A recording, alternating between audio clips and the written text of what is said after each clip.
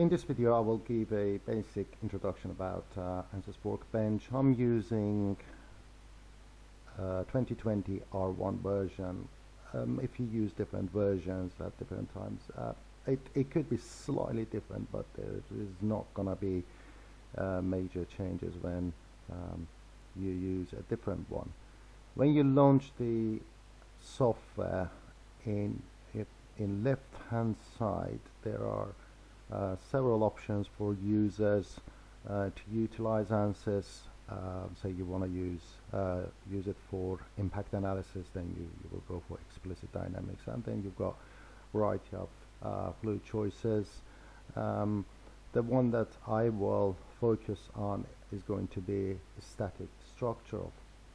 So to start a new analysis, either double click on the option or simply drag and drop it on the project schematic section.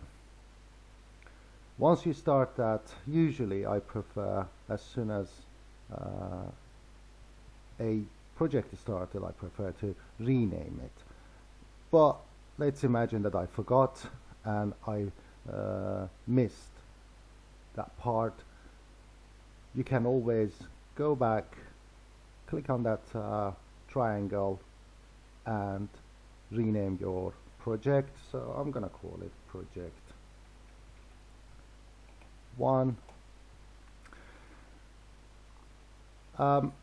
In project 1, ANSYS will give you a variety of sections. First part is engineering data, which is probably the most critical part of anyone's project. If you edit that part by right clicking on each of these sections, you will have a drop down menu. So I will right click on this and I could edit it. You could even double click on that, it will still take you to this environment. I'm not gonna tell you what options you have in here, how to create a material. In this video is simply to showing you what each section is. This part shows the name of the material, and then when you come down, these are the mechanical properties of the material, such as Young's modulus, bulk modulus, and yield strength, etc. Next, by right clicking on geometry, you can open the geometry file that you have created for your project. ANSYS is compatible with a variety of geometry input files, such as SolidWorks, CATIA, Inventor. I suggest using IGS or step files. It's a personal preference, but you could use any other geometry file that is compatible with ANSYS. So I'm gonna choose this file that is IGS. By double clicking on Model tab, Workbench will take us to a different working zone. This could take a few seconds depending on your computer's processing power, including CPU and graphics card. Okay, I will maximize this page to fit the screen. Before you start editing this model, make sure that your units are set to the desirable one.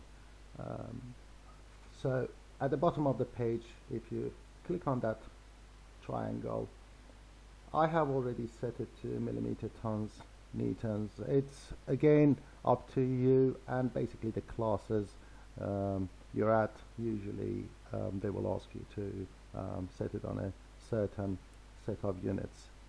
When you set it on Newton millimeter, the unit for your stress value is gonna be megapascal. So in geometry, as you can see, my geometry file has a volume in its sections, and also it has a surface. When there is a tick sign at the left hand side of any section, that means that that part has its essentials included, such as properties, sections, material, etc.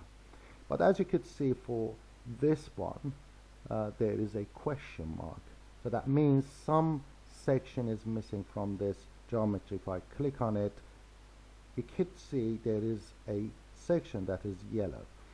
That means I need to input a data there. That we will talk about it in next videos. You have material section, which is obviously structural steel, as we saw before.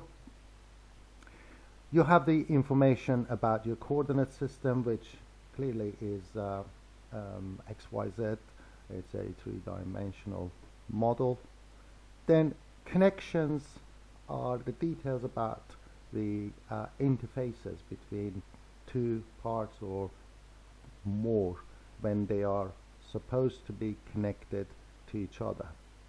Then we have mesh section, that is the main stage where your geometry with no mechanical properties will be converted into finite element model, and a set of mathematical formula will govern its behavior.